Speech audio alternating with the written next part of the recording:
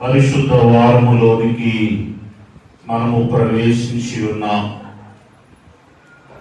ఈరోజు పాదశుద్ధి ప్రభు భోజనమును జ్ఞాపకం చేసుకుంటూ,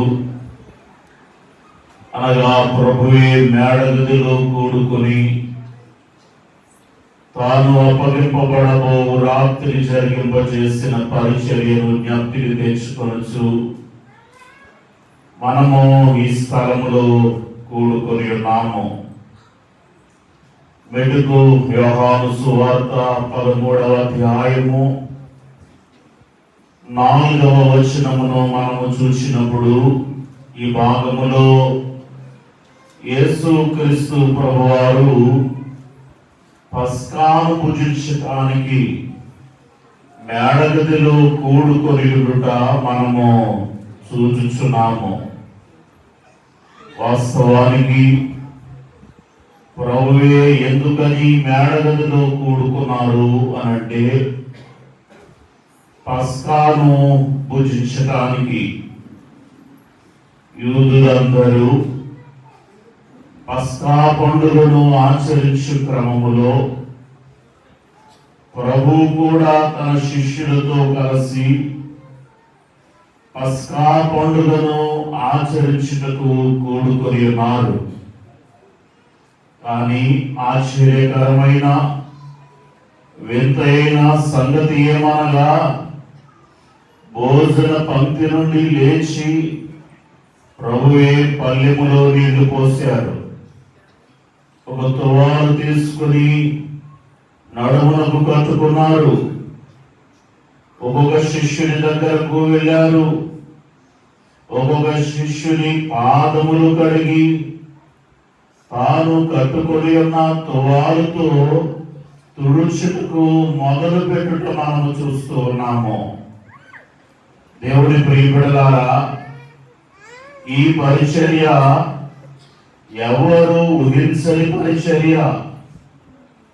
శిష్యులెవరు ఊహలో కూడా ఆలోచించని పరిచర్య. ఎందుకంటే గురువైన తానే శిష్యుల పాదములు కడుగుట, తాను కట్టుకొని ఉన్న తువాలుతో తుడుచుట మొదలు పెట్టారు. అవును ప్రియులారా, లోకములో ఒక సాంప్రదాయం ఉంది. గురువు పాదములు శిష్యుడు కడుగుట ఒక సాంప్రదాయమై ఉన్నది. ఇది లోకమెరిగిన సాంప్రదాయం. కానీ ప్రభు ఆ రోజు రాత్రి లోకమెరుగని ఒక కొత్త సాంప్రదాయానికి శ్రీకారము చుట్టుట మనము చూచుచున్నాము. నిజమే ప్రియులారా, ఎందుకు చేస్తున్నారు ఈ పరిచర్య? ఎందుకని వారి పాదములు కడుగుతున్నాడు?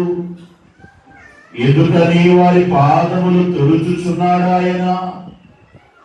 ఎందుకని తను తానుగా శిష్యుల పాదముల మట్టుకు వంగి తగ్గించుకొని ఈ పరిచర్యను ఎందుకని ప్రభు చేస్తున్నారు? ఆ సమయమున పేతురు ప్రభువుతో అంటాడు, ప్రభువా, నా పాదములు కడుగుదువా? నిజమే, నీవు నా పాదములు కడుగుట ఏంటి ప్రభువా? నీవు నా గురువు అయి ఉన్నావు.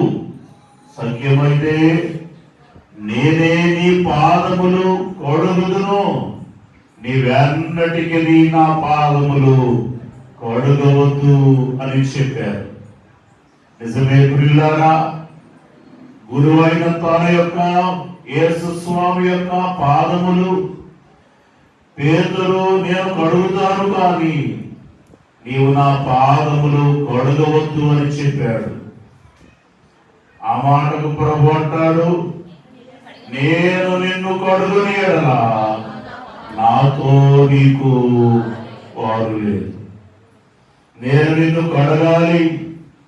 నేను నిన్ను కడగకపోతే నాతో నీకు పాలు లేదు అన్నారు. అంటే ఎందుకు ఈ పరిచర్య ప్రభు చేస్తున్నాడు? ఎందుకని పరిచర్యకు ప్రభు పూనుకుంటున్నారు అంటే వారు ప్రభుతో పాలివారు కావాలి. యేసయ్యతో వారు పాలివారు కావాలి. ఆయన రాజ్యంతో వారు పాలివారు కావాలి. ఆయన మహిమలో వారు పాలివారు కావాలి. ఆయన సింహాసనం యొక్క వారు పాలివారు కావాలి. అందుకే గురువైన తానే ఒక్కొక్క శిష్యుడి దగ్గరకు వెళ్ళారు. వారి పాదములు కడిగారు, తువాలుతో తుడిచారు. యోచిస్తూ ఉన్నారా? ఈ పరిచర్య వెనుక ఉన్న ప్రేమ ఒకటే, ఆలోచన ఒకటే, ఆంతర్యం ఒకటే. ఏంటో తెలుసా? శిష్యులు ఆయనతో పాలి పంపులు పొందుకోవలసి ఉంది, పాలివారు కావలసి ఉంది. నిజమే ప్రియులారా, వారు తనతో పాలు పంపులు పొందాలని ప్రేమ కలిగిన గురువు అయిన యేసు స్వామి శిష్యుల పాదములు కడుగుతూ ఉన్నారు. నేనంటాను, ఇలాంటి గురువు లోకములో ఎక్కడైనా ఉన్నారా? ఇలాంటి ప్రేమ గల గురువు లోకములో ఎక్కడైనా ఉన్నారా? భక్తుడు పురుషోత్తమ చౌదరి అంటారు, పరమాచర్యముగాదా ఈనాటి ప్రేమ ధరణిలో నోనాదా చురుకౌమోళ్ళ పోట్ల పులి శిరమునా వంచి ఈశము పురుగు పరకంది చెడుని కరుణాందశింతు నేడు.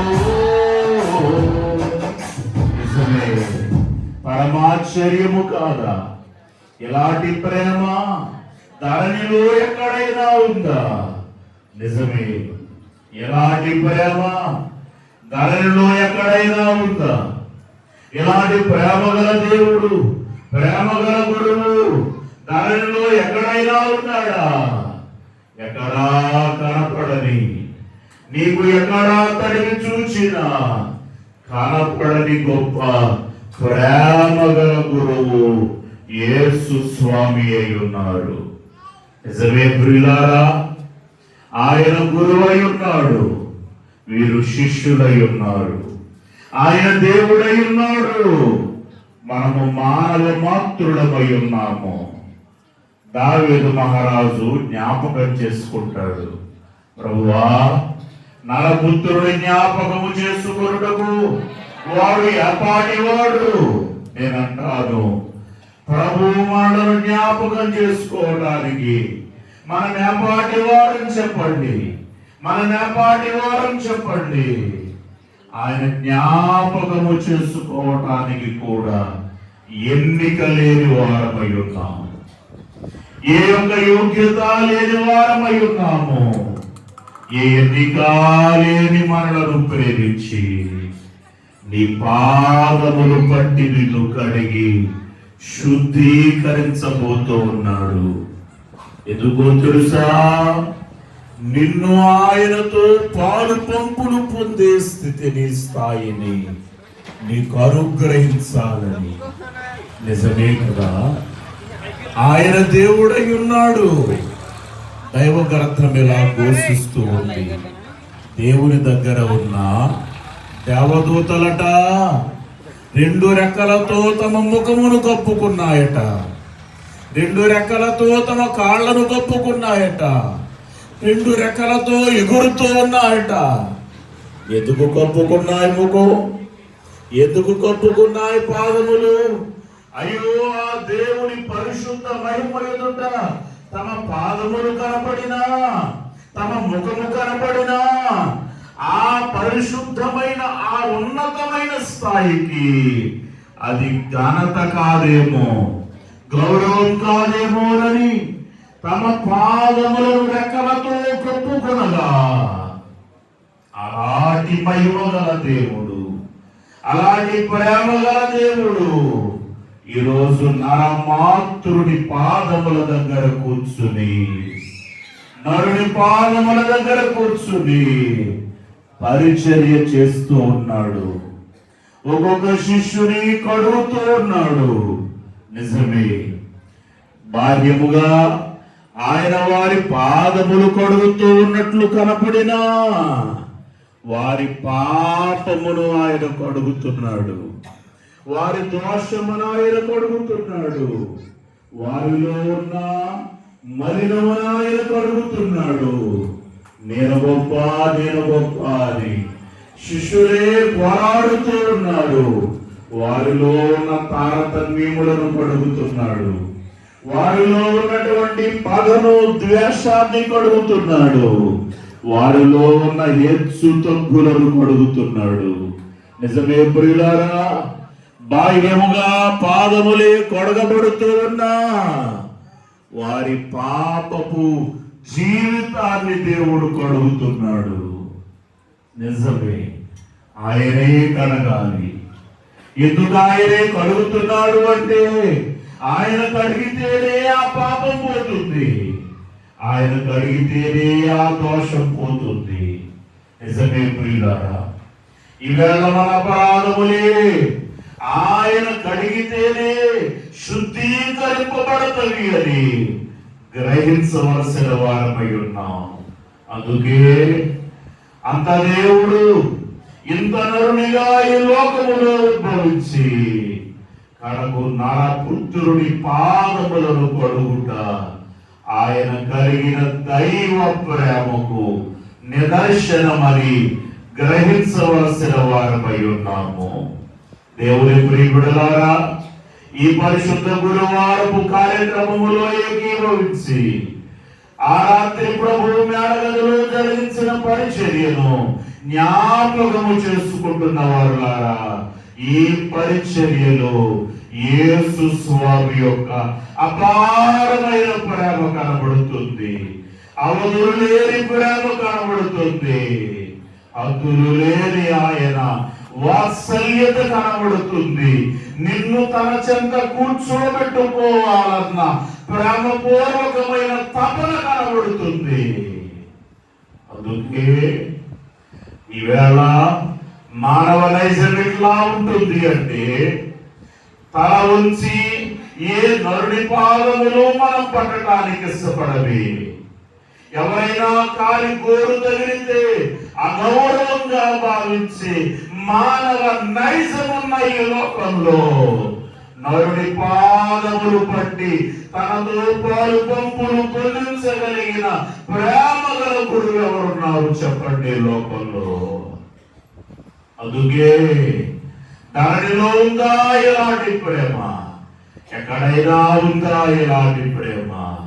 అయ్యలారా, బలారా, దైవ జనాంగమా, ప్రభు ప్రేమను ఈవేళ మనము గ్రహించవలసిన వారమై ఉంది. ఒకటే ప్రభుని కోరుకోవాలా, ఈ రాత్రి ఒకటే ప్రభుని మనం వేడుకోవాలా. ఏంటో తెలుసా? దేవా, నా పాపములు కడిగి నాతో అంటి పట్టుకొని ఉన్న నా నైజ పాపములు సైతము ఈరోజు నీవు శుద్ధీకరించి నీతో నాకు పాలు పప్పులు దయచేయండి. నిజమే, ఆయనతో పాలు లేని జీవితం వ్యర్థమండి. నీ ప్రభుతో పాలు లేని జీవితం వ్యర్థం. భక్తుడు యాకోబు లేక పేతురు ప్రశ్నకు ప్రభు స్పందిస్తూ అన్నాడు, నేను నిన్ను కడుగని ఎడలా నాతో నీకు పాలు లేదు. నిజమే, ప్రభుతో పాలు లేని బ్రతుకు ఒక బ్రతుకేనా? ప్రభుతో పాలు పంపులు లేని జీవితం పాతాళమే కదా. ఈవేళ ప్రభు ప్రాంగణంలో ఉన్న మనమందరం కూడా దేవా, మహాదేవ, నా పాదములు మాత్రమే కాకుండా నా బ్రతుకంతా, నా హృదయమంతా కడిగి నీతో నాకు పాలు పంపులమని ప్రభుని ప్రార్థింపబద్ధులమై ఉన్నాం. మరియు అలాగూ ఆ రాత్రి పరిచర్య చేసి వారి పాదములు శుద్ధీకరించిన యేసు స్వామి వెంబడ తనపై వస్త్రము మరలా ధరించి ఈవేళ ఒక రొట్టెను పట్టుకొని ఆయన అంటూ ఉన్నాడు, ఇదిగో ఇది నా శరీరము, ఇది నా శరీరము, తినండి అంటున్నాడు. ఇది నా రక్తము, త్రాగండి అంటున్నాడు. ఇదేమి వింత! పస్కా విందులో పస్కాను భుజించడానికి కూడుకున్న యేసు స్వామి వారితో మాట్లాడుతూ ఉన్నారు. ఏమనో తెలుసా? ఇదిగో నా శరీరము, తినండి. పట్టుకున్నదేమో రొట్టె, ఇది నా శరీరము అంటున్నాడు ఆయన. ఇది నా రక్తము, మీరు త్రాగండి అన్నారు ఆయన. నేనంటాను, వధింపబడకుండా శరీరం ఎలా వచ్చింది? వధింపబడకుండా రక్తం ఎలా వచ్చింది? దేవుని ప్రియబిడ్డలారా, ఇది నా శరీరము అంటున్నాడు, ఇది నా శరీరము అంటున్నాడు. నిజమే. దైవజనుడు దేవదాసయ్య గారు అన్నారు, శుక్రవారం జరిగిన శిలువ వద బహిరంగ శ్రమ. ఆ రాత్రి ప్రభు పైన శ్రమే అంతరంగ శ్రమ అన్నారు ఆయన. నిజమే. బహిరంగముగా శుక్రవారం ఆయన వధింపబడినప్పటికీ ఆ పస్కా విందులో ఆ రాత్రి వధింపబడింది ప్రభువే. నిజమే. వధింపబడకుండా ఇది నా శరీరం అని ఎలా ఇవ్వగలడు చెప్పండి?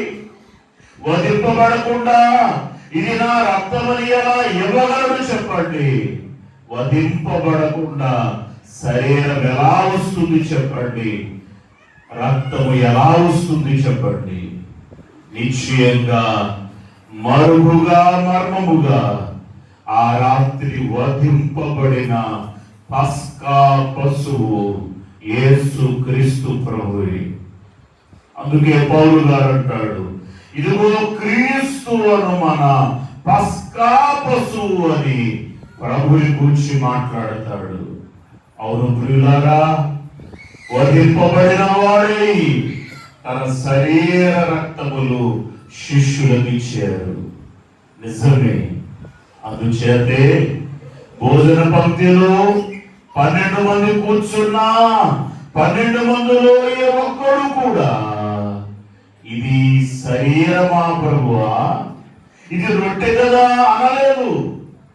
ఇది రక్తం అంటున్నావు, ఇది రసమే కదా అనలేదు. ఎందుకు తెలుసా? ఆయన నిశ్చయంగా వారికి ఇచ్చింది ఆయన శరీరమే, ఆయన రక్తమే.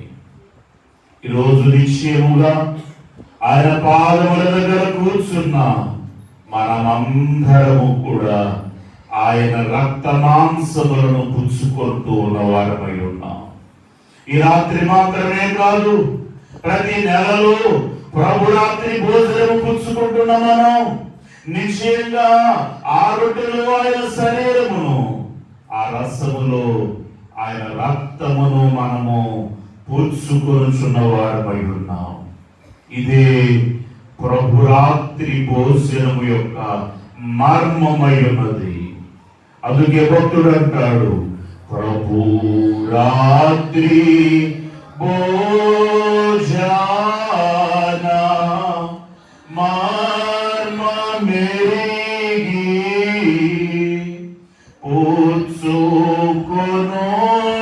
పుచ్చుకొనుచున్నావా ప్రియ విశ్వాసి. ప్రభురాత్రి భోజనము యొక్క మర్మం ఎరిగి పుచ్చుకొనుచున్నావా? ఏంటి ప్రభురాత్రి భోజన మర్మం అంటే?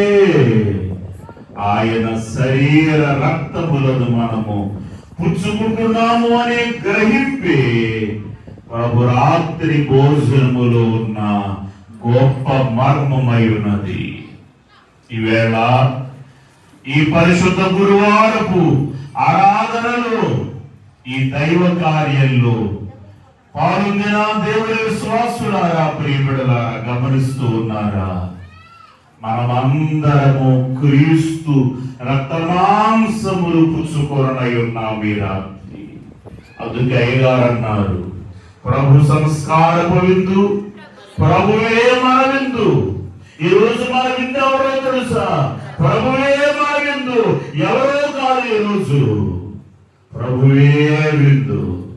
నిజమే, భోజన పంక్తిలో మేడగదిలో కూడుకున్న యేసు స్వామి ఆ రాత్రి ఏ పశువు వధింపబడలేదు. వధింపబడిన పస్కా పశువు యేసు క్రీస్తేనని గ్రహించవలసిన వారమై ఉన్నాము. ఇది దేవుడి రాత్రి మనకు అనుగ్రహించిన భాగ్యమై ఉన్నది. దైవజనుడు దేవదాసయ్య అన్నారు, ప్రభు రాత్రి భోజనము ఒకటి పాప పరిహారము అన్నారు. రెండవది ప్రభు రాత్రి భోజనము వ్యాధి నివారణ అన్నారు. ఈ రాత్రి మనము పుచ్చుకొను ప్రభు రాత్రి భోజనము వలన ఒకటి మనమందరము పాప పరిహారమును పొందనై ఉన్నాము, వ్యాధి నివారణ పొందనై ఉన్నాము. కనుక దైవ మందిర ప్రాంగణంలోనికి ఈ పాద శుద్ధీకరణ, ప్రభు భోజన సంస్కారములను జ్ఞాపకము చేసుకుంటూ ఉన్న మనము ప్రభుని కోరుకొని వేడుకొనవలసింది ఒకటే. ప్రభువా, రాత్రి మేడగదిలో శిష్యులతో ఉన్నట్లు ఈరోజు నీవు నాతో ఉన్నావు. ఈవేళ నన్ను నీవు కడిగి శుద్ధీకరించండి.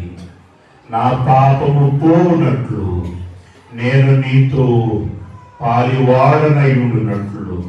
మరలా చెప్తున్నాను, నా పాపము పోనట్లు, నేను నీతో పాలివాడనై ఉండునట్లు నన్ను కడగండి.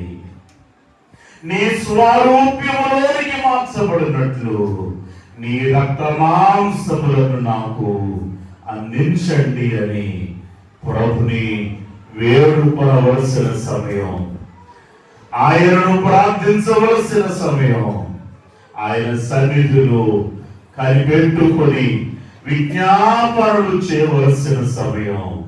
నిజమే, గెత్సేమనెలో యేసు స్వామి మరింత ఆతురముగా ఆయన చెమట నేలను పడు గొప్ప రక్త బిందువులుగా మారినట్లు ఎలాగూ ఆయన ప్రార్థనలు చేయుచున్నారు. మనమును ఈ రాత్రి వేళ ప్రభు పాదముల దగ్గర చేరి అలాంటి విజ్ఞాపనము చేయగలిగిన ప్రభుతో పరివారమై ఉండి పరలోక రాజ్య వారసులము కాగలము. ప్రభు విసు దీవెనలతో నింపబడగలము. అట్టి మహద్భాగ్యము ప్రభు మనకు అనుగ్రహించును గాక. ఒకరిదమా పరమాశ్చర్యము కాదా ఈనాటి ప్రేమా, కరణీలో నాదా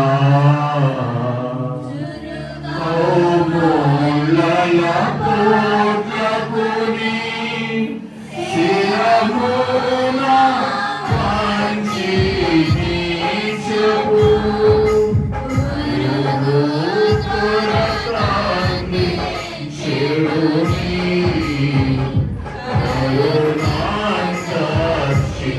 కరుణాంతర్షింతు నేను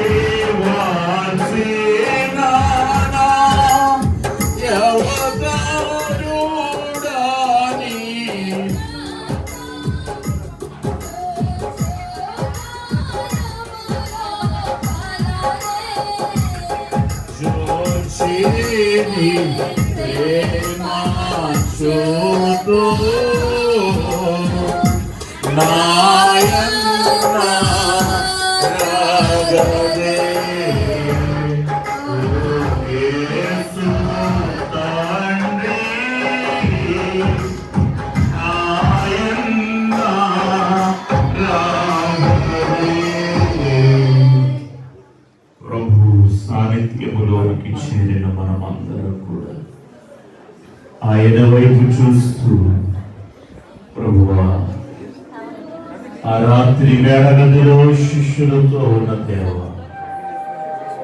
ఈరోజు మాతోనూ మీరున్నారు ప్రభువా, మా మధ్యలో మీరున్నారు స్వామి. ఉన్న దేవుడు ఎలాగూ కనికరించి శిష్యుల పాదములు కడిగి నీతో వారికి పాలు పంపుడు దయచేసిన దేవా, ఈ రాత్రి వేళ నన్ను కనికరించండి. పాపినని నన్ను తులసివేయవద్దు తండ్రి, దోషినని నన్ను వెలివేయవద్దు తండ్రి. కనికరించండి, కనికరించండి, కనికరించండి. నా పాపము పోనట్లు, నేను నీతో పాలువారనయ్యుడునట్లు, నా పాపము పోనట్లు, మేము నీతో పాలువారనయ్యుడునట్లు నన్ను కడుగుము తండ్రి. నా పాపము పోనట్లు నన్ను కడగండి స్వామి, నా దోషము పోనట్లు నన్ను కడగండి స్వామి అని హృదయపూర్వకంగా ప్రభుని ప్రార్థించుకుంటాను, హృదయపూర్వకంగా ప్రభుని వేడుకుంటాను. ఆసక్తితో, ఆరాటముతో, పట్టుదలతో, ప్రత్యస్థాపముతో, అయ్యా, నేను నీతో పాలువాడనై ఉండగలిగినంత పరిశుద్ధతలోనికి నన్ను కడిగి నీ శిలువ రక్తముతో, నీ పావన రక్తముతో నన్ను కడిగి శుద్ధీకరించు స్వామి అని హృదయపూర్వకంగా ప్రభుని ప్రార్థించుకుంటా, హృదయపూర్వకంగా ప్రభుని వేడుకుంటా. నీ పాపముల కంటే నీ తండ్రి దయ గొప్పది అన్నారు. ఆ దయగల దేవుని వైపు తేరి చూచి విజ్ఞాపనలు చేసుకుందాం, హృదయపూర్వకమైన ప్రార్థన చేసుకుందాం. పరిశుద్ధుని చేసి నీ వరములు దయచేసి, పరిశుద్ధుని చేసి నీ వరములు పరిశుద్ధుని చేయండి, నన్ను పరిశుద్ధుని చేయండి ప్రభువా. నేను పరిశుద్ధుడైనట్లు నన్ను కడిగి పావన పరుషుము దేవా. ప్రభుని ప్రార్థన చేసుకుంటా, ప్రభుని వేడుకుంటా. అయ్యా, మహాదేవుడవు మీరు నరుల పాదములు బట్టి నీతో వాడిని చేయాలి. ప్రేమగల దేవ, ప్రేమగల గురువా, ప్రేమకై స్తోత్రములు తండ్రి. నన్ను తోలనాడనిది నీ ప్రేమ, నన్ను నెట్టివేయనిది నీ ప్రేమ. నిత్యము